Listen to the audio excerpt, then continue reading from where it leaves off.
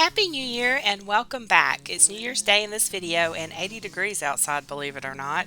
Today we're visiting Euharlee, Georgia. We took a trip down to Cartersville to drop off some stuff to help family get through the big C virus, and don't worry, we didn't visit anyone. We didn't even go on the porch. The other gallivanting ginger, Kim, is trying to recover from it, so I'm doing her video this week. And while we were down here, we decided to take in a few sights. We're starting off with Euharlee, which has the nickname Covered Bridge City. Euharlee is about 9 miles from Cartersville, and Cartersville is the county seat of Bartow County. We're on Euharlee Road. We're going to turn on to the old Covered Bridge Road.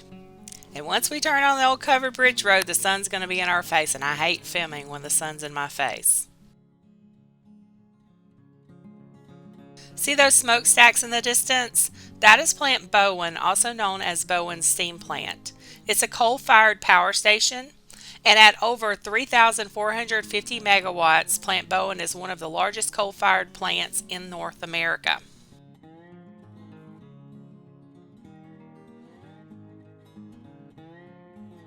We're going to drive past a couple of historic churches, but we'll come back to those on our way out. We're going to start off at the Covered Bridge.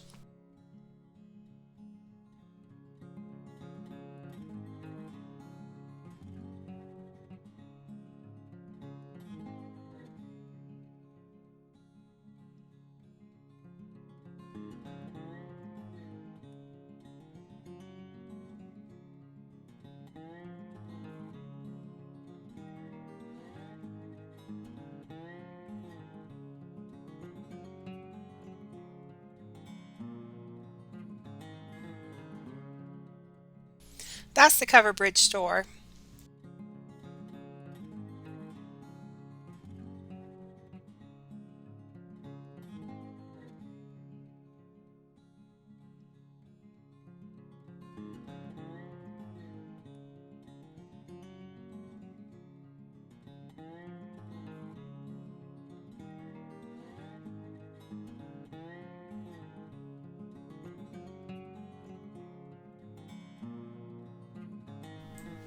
And as you can see, there's a very large parking area, so we're going to park and we're going to walk around and talk about history.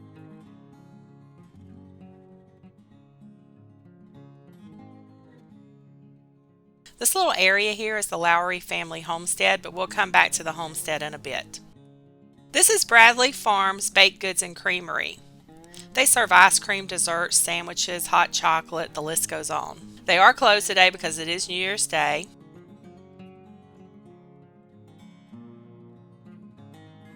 There are Christmas lights hanging on the bridge. I bet it's pretty at night. So some bridge history, and I learned all of this from the signs I've read around the bridge. In 1886, the county contracted with Washington W. King. He was the son of freed slave Horace King, a noted bridge builder, and they also contracted with Jonathan H. Burke for the construction of this 138-foot bridge. It cost $1,300 to build. Now y'all, I've got Jackson, one of our dogs, with me, and he isn't sure about walking over this bridge, so he's pulling me a bit. We have to stay on the vertical boards because there are very big gaps in between the horizontal boards, which Jackson isn't very happy about. When Steve joins back up with us, I'll get him to walk Jackson so I can video easier. Okay, I'm going to walk back through the bridge so I can get a better video. There were two bridges before this one. The first collapsed in 1871 while Captain Nelson was crossing in a wagon. Nelson and another man were killed in that accident. After that tragic accident, they realized they needed another bridge. It was built and then it was destroyed by a flood. So apparently the previous bridges were a lot lower than this one, and when the creek waters got high, it could reach the bridge. So now we have this one, built in 1886. That was constructed in what they call the town lattice design. The bridge's planks crisscross at 45 to 60 degree angles and are fastened with wooden pegs. This design was built sturdy enough for heavy loads and high enough to avoid flood damage. A concrete bridge was built in the late 1970s, and all auto traffic on the covered bridge was stopped. Automobiles became too heavy for the covered bridge. And I guess so, because back in the 70s they had some massive cars. They went from one extreme to the other. I mean, you had the small Gremlin and the Beetles. Then you had the huge Cadillacs and the Thunderbirds, and let's not forget the Ford LTD Country Squire station wagons. Cars where the hood was the largest part of the car.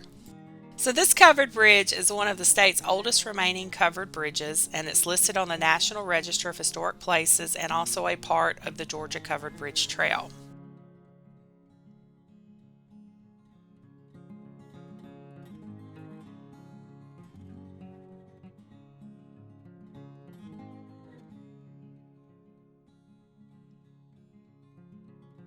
That is Lowry Grits Mill, and before the city was known as Euharlee, it was called Berg's Mill by the settlers. Nathaniel Berg moved here from Gwinnett County, Georgia in 1834. He bought 800 acres of land surrounding Euharlee Creek, and he built a grits mill along the bank. And then soon after, pioneers began settling the land. And in 1852, the town was incorporated as Euharleeville with a population of 2,300 that year. The mill and the surrounding land, it was sold to several different operators in the 1850s and 1860s, and around the time the mill was purchased by Daniel Lowry II, there was a devastating fire.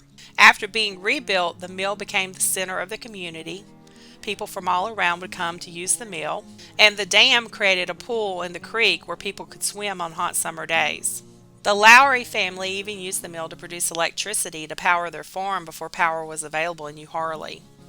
Now, the Lowry homestead was located in this area prior to its destruction by a fire in the 1980s. And this little general store is one of the few remaining buildings original to the Lowry farm.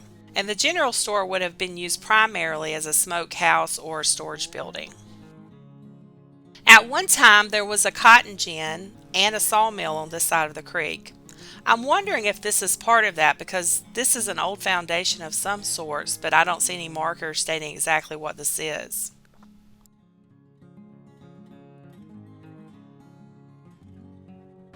The town was incorporated as Euharlee on September 16, 1870. And Euharlee is located at the juncture of Euharlee Creek and the Etowah River. And the last Native American tribe to live here was the Cherokee. Euharlee is Cherokee and means she laughs as she runs, referring to the sound of Euharlee Creek as it moves towards the river. Do you hear that creek? Can you hear her laugh as she runs?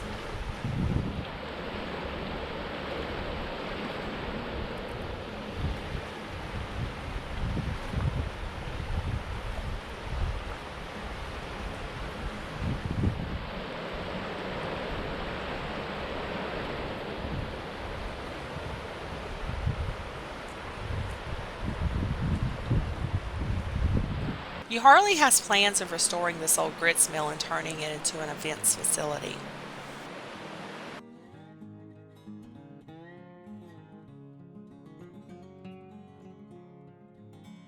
Over here we have the Civil War kettle. This is my first time seeing a Civil War kettle, so I wasn't quite sure what it was, but according to the sign, it was an important part of the local war effort. It's presumed to be one of 6 used during 1862 to 1864, and it was used for mining saltpeter, which is a potassium nitrate, an ingredient needed in making the gunpowder used at that time. And the gunpowder used at that time was called black powder. After the war, the kettle was acquired by Confederate Lieutenant Brian T. Leake. He was a local resident, justice of the peace, and county road commissioner. His family used the kettle for many things, including cooking and laundry. This building was originally used as a commissary in the 1870s and was later used for grain storage and named the Granary.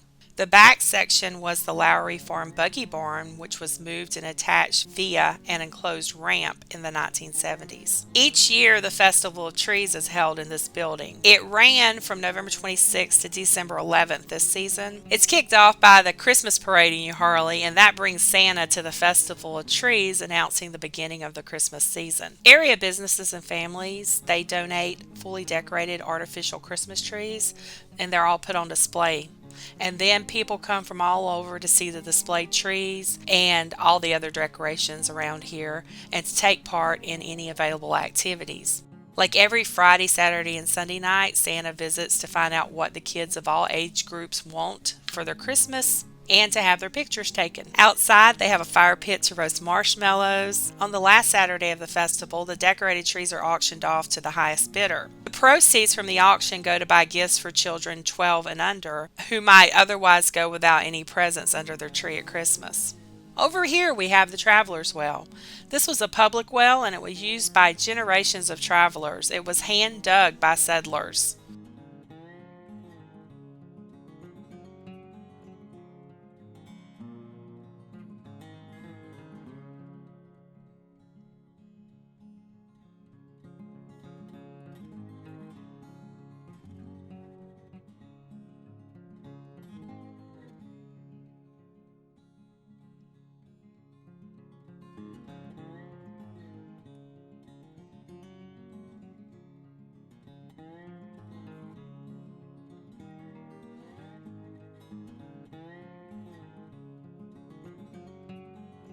This is Euharlee Baptist Church. It was originally chartered as Mount Perrin Church in 1852.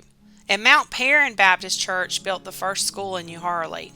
Euharlee Baptist remains an active church in the Euharlee community. The wooden church was built with two front doors. So the men would enter the church through the door on the left and the women through the door on the right. The oldest headstones in the cemetery date back to the 1800s. The Black Pioneer Cemetery is 1 acre and it lies between Euharlee Baptist and Presbyterian churches. The cemetery was used for the burial of slaves in Euharlee prior to the Civil War and for African American residents of the area through the early 1900s. Most of the graves were originally unmarked. In the 1990s, the Euharlee Historical Society, Etowah Valley Historical Society, and the city of Euharlee cleared the overgrown cemetery and started identifying the graves. Of the 333 known burials in the cemetery, only 3 have been identified. Het Powell, a former slave midwife and housekeeper, her daughter Ada, and a local man named Jim Scott.